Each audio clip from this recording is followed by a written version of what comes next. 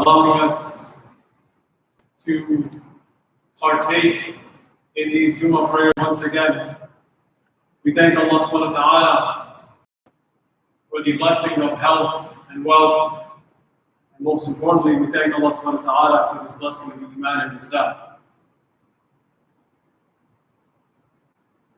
This beautiful religion of ours, this beautiful Islam of ours, invites us towards a concept called unity.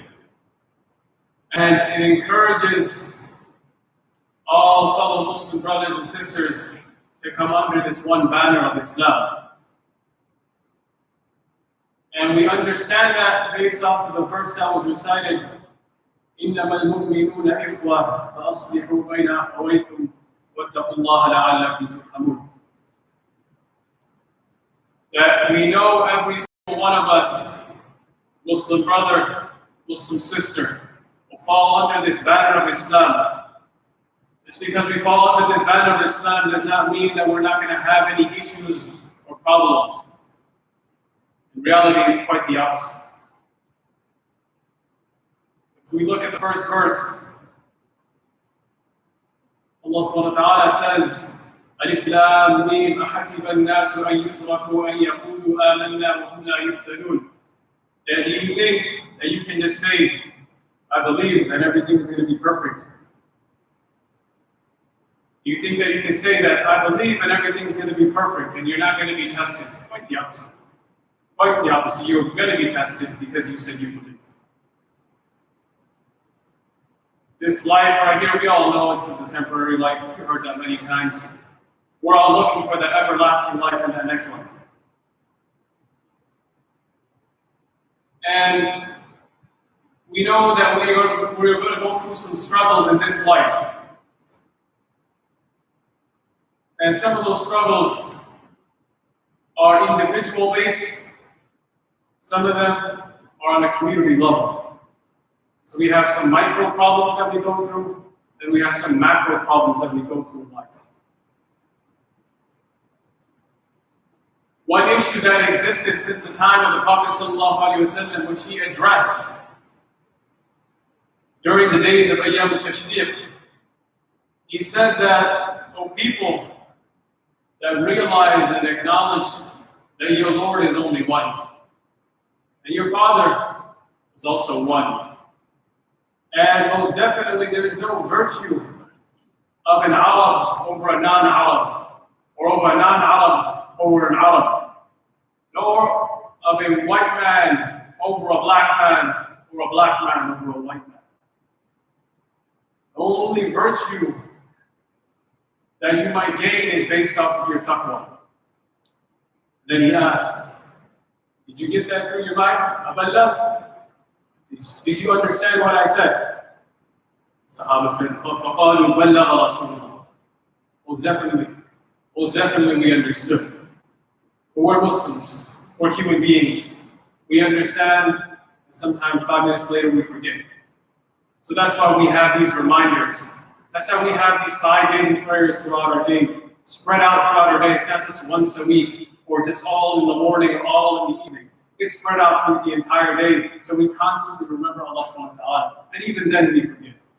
Even then we forget. So the basis of our unity is in the worship of Allah subhanahu wa ta'ala, the one and the only Creator.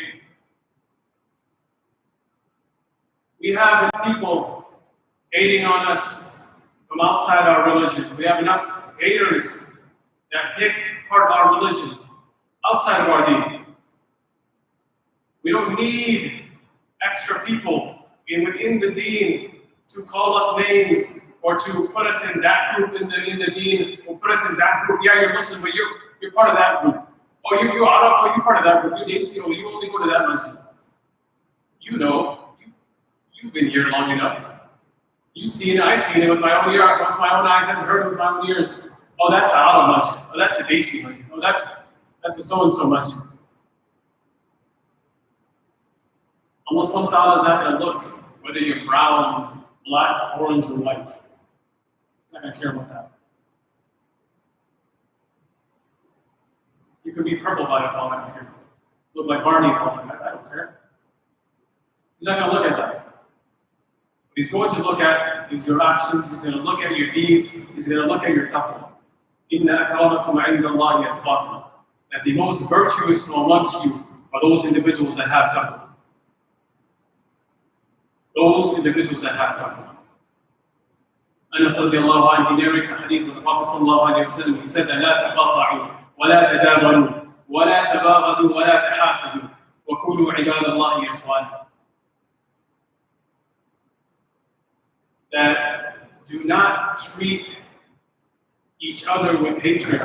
Do not be jealous of one another. Do not stop talking to one another, but become fellow brothers and sisters of one another.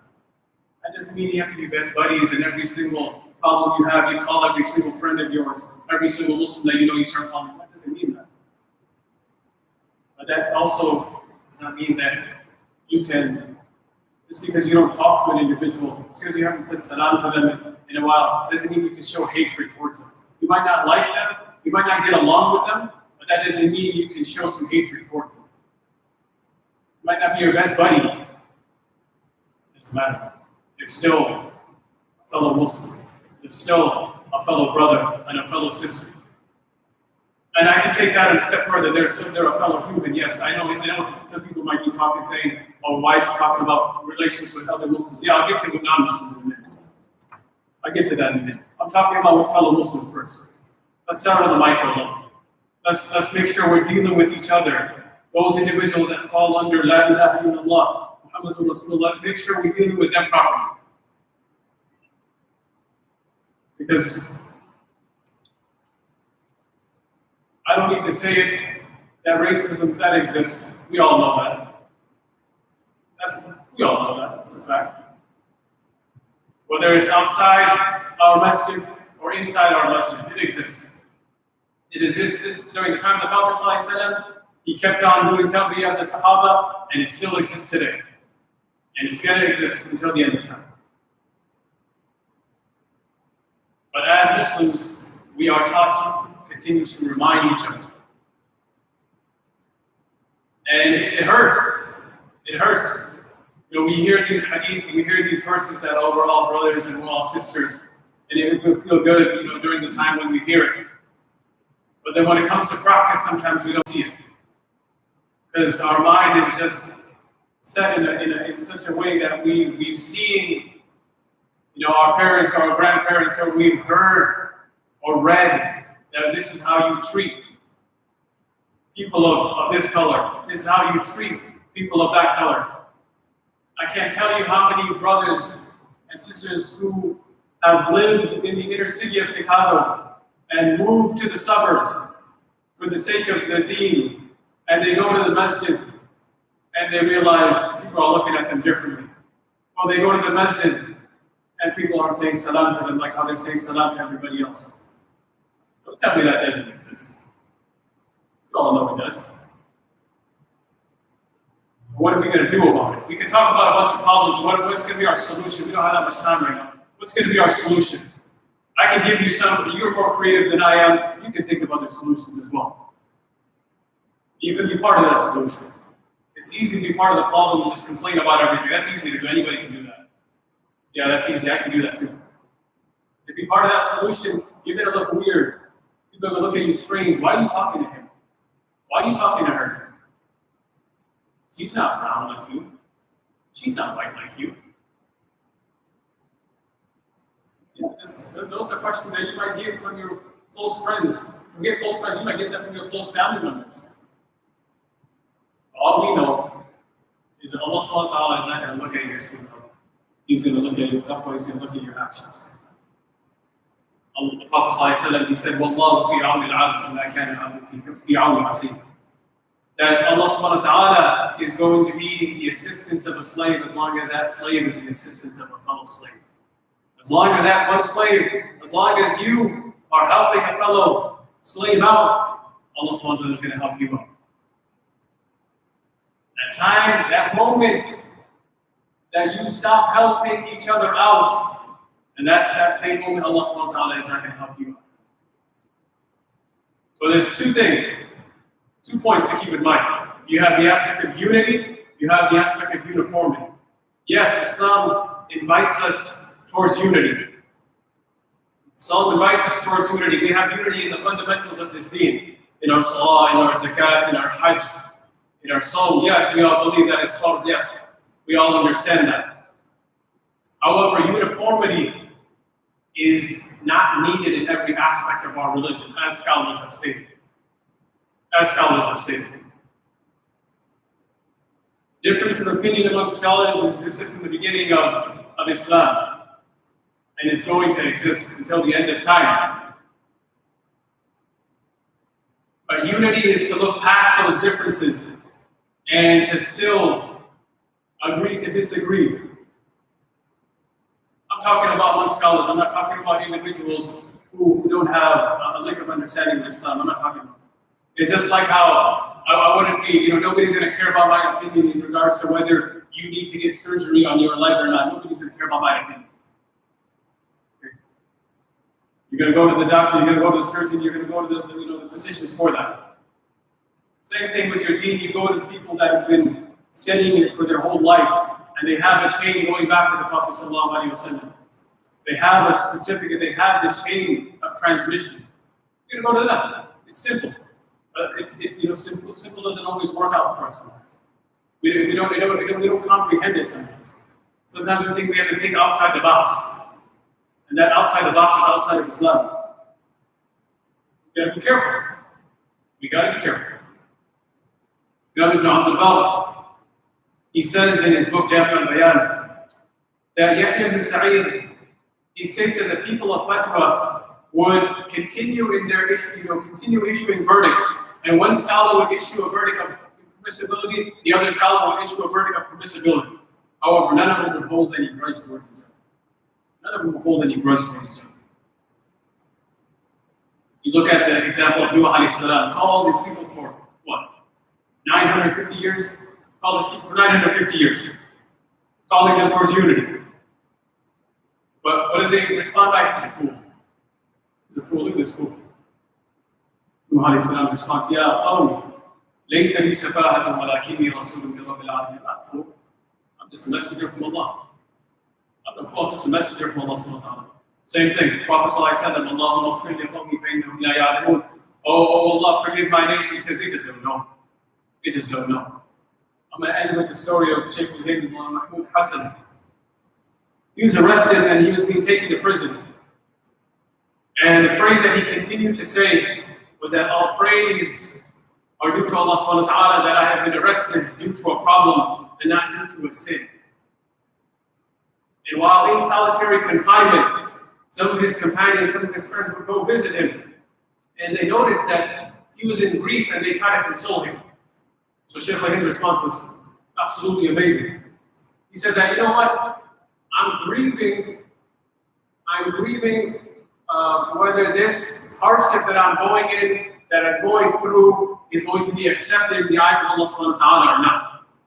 And that night when he was released in the 1920s, he made a very ajib statement. Anytime people are in prison, they think, so they really ponder. So he said that, during my time in prison, I learned two lessons that I'm going to share with you. He said that there are two reasons that I think that Muslims are being destroyed, both in a religious sense and in a secular front.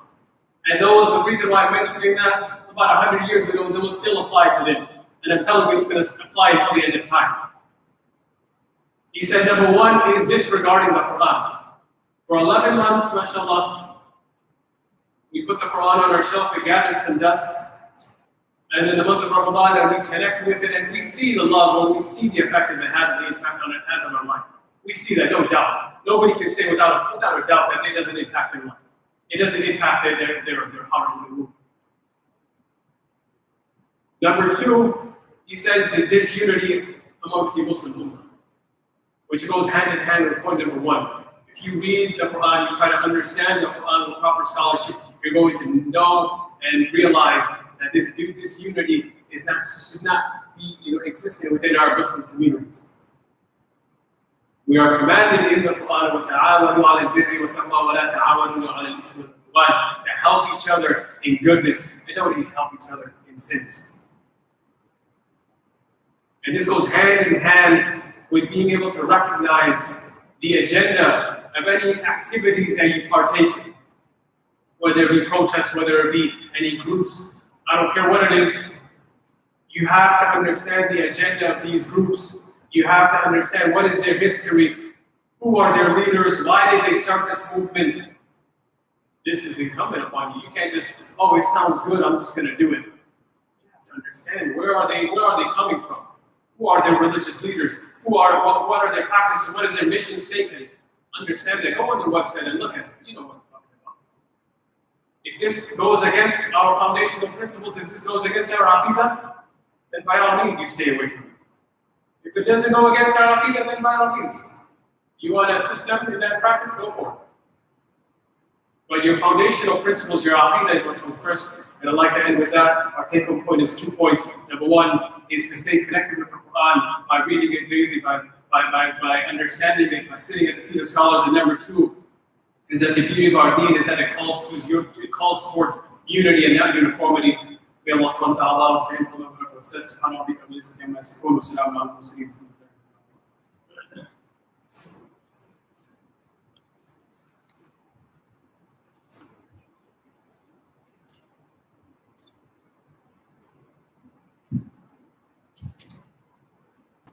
الله أكبر الله أكبر الله أكبر الله أكبر أشهد أن لا إله إلا الله أشهد أن لا إله إلا الله أشهد أن محمدًا رسول الله أشهد أن محمدًا رسول الله حي على الصلاة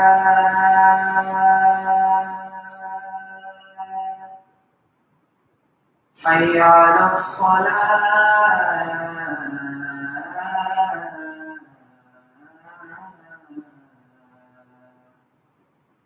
حي على الفلاح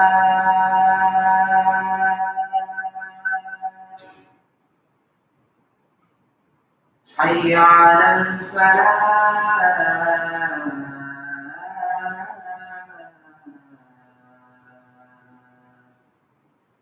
الله أكبر الله أكبر لا إله إلا الله